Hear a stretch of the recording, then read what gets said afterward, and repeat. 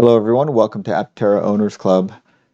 I've been meaning to do a video about Pablo Ucar ever since he was hired back in August of 2021.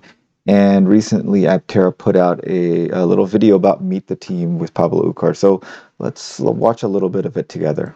Yes, hi, my name is Pablo Ucar. I'm the Vice President of Production and Procurement.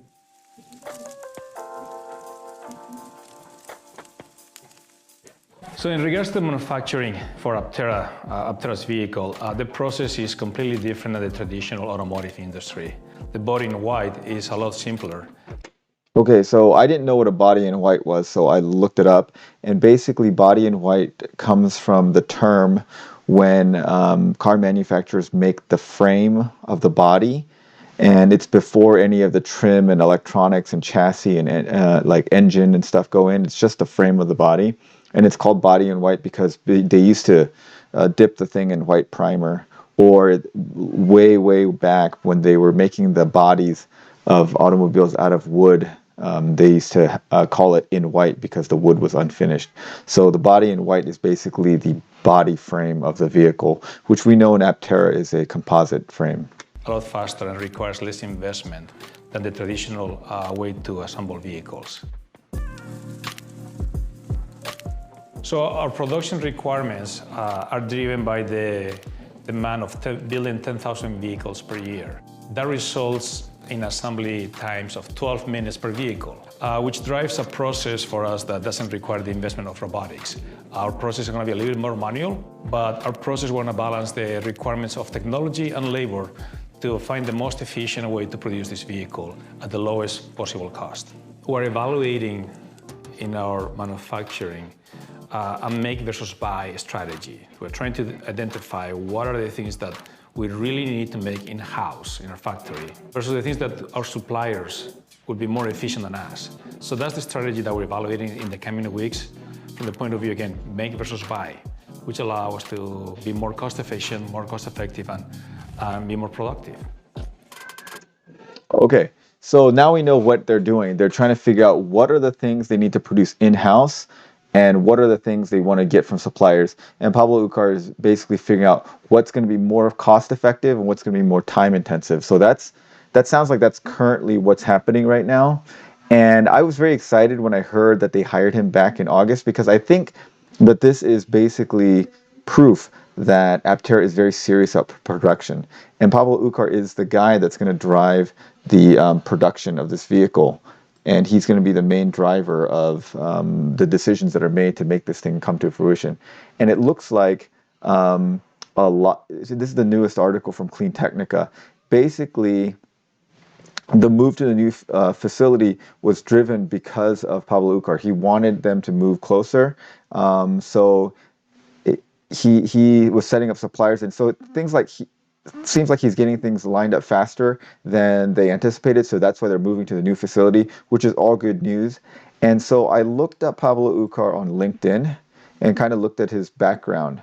And I think he's a great fit for Aptera and for the state. And he's got a wealth of experience. And his hiring gives me a lot of confidence that they're very serious about going into production. So he went to the Thunderbird School of Global Management. That's now a subsidiary of Arizona State University. They've been around for a long time. And if you look at his work experience, so he was kind of a low-level person at this Dana Corporation, and then he started off kind of mid-level and then became director of operations of Detroit Diesel. Those of you guys who don't know what Detroit Diesel produces a lot of the diesel engines for the semi-trailers, and they're now moving into electric drivetrains as well. But he basically worked for them for almost 7 years. So this is the start of his experience in the management role in the automotive industry. Then he moved on to Grupo Antolin. Grupo Antolin makes a bunch of interior parts for cars. So basically, they are a supplier to OEMs. And in that role, he was responsible for all the plants in North America. That's 11 plants. So that was a lot. So that was a huge supply chain and manufacturing operation, and he was in charge of all of that. And then, so these two businesses, Grupo Antolin and Detroit Diesel, are well-established companies, and they probably had a lot of processes in place that he could kind of build onto when he took over as in management and in leadership. So there, people had been doing it before, and he was just kind of optimizing it. Then his next job was in SpaceX, and SpaceX basically, you know, we all know who SpaceX is. They're a rocket company and a brand new startup rocket company. So there was not a lot of processes in place. So he was like finding suppliers for very unusual items, probably, and sourcing them and building them. And you know, SpaceX is a successful company. His most recent role was with Faraday Futures, and Faraday Future is an EV company. They made this. They've been trying to make this FF91 for many years. They've had a lot of problems in their management. And they're, I would say, probably not a very successful EV company. They still think that they're going to develop their vehicle at some point. They've been saying that for 6 years, but I don't think that that's Pablo Ucar's issue. He was the supply chain guy. He was getting ready, and he even mentioned in his group LinkedIn page that there was this hostile takeover. If you look at the Faraday Future Wikipedia page, you can kind of go over it here. It looks like they got a lot of funding from some undisclosed investor in Hong Kong, and then also got into an agreement with Evergrande Group, which you may have heard of from several months ago. They are having a lot of financial problems as well, but there was a lot of internal strife about the finances. You know, some of the top level co-founders left. You know, Lindick Sampson and Peter. I don't even know how to say his last name. Savagian.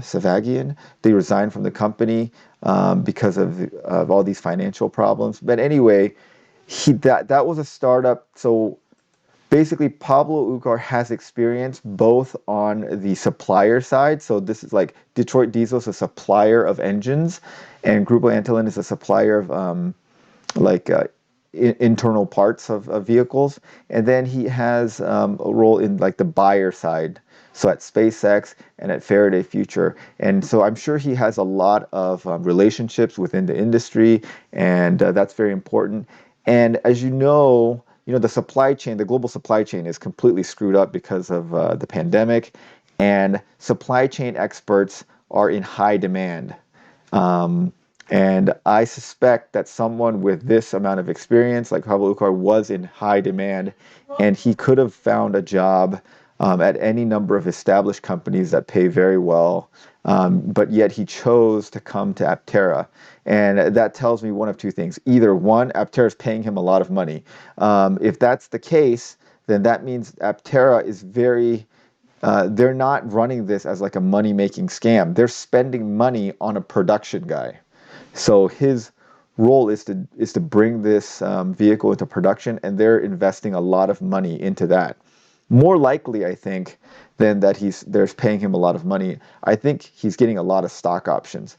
So my guess is Pablo Ucar believes in this company, believes in the mission of the company, and also believes that it's going to be a successful company and that he can bring it to production after having seen what needs to be done. And he has enough experience to evaluate the situation and know if this is possible. So I suspect that he's doing this taking probably a massive pay cut from what he could have gotten if he went to an established company and was their supply chain or operations guy, and for stock options, because he believes that he can bring this into fruition and it will work out very well for him, and also probably believes in the mission of the company.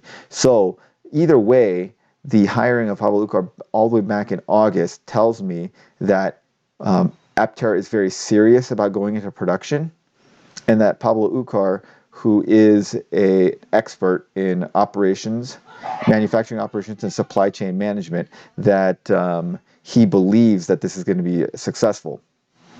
So I think that bodes very well for the future of Aptera, and I was very excited when they hired him in August, and I'm glad that they put out a video kind of highlighting his role in the company. So yeah, tell me what you guys think about the hiring, and whether this gives you more confidence in Aptera bringing it to production. It seems like he's moving things along even faster than expected, and I feel like he's got the expertise and the background and the experience to do the job.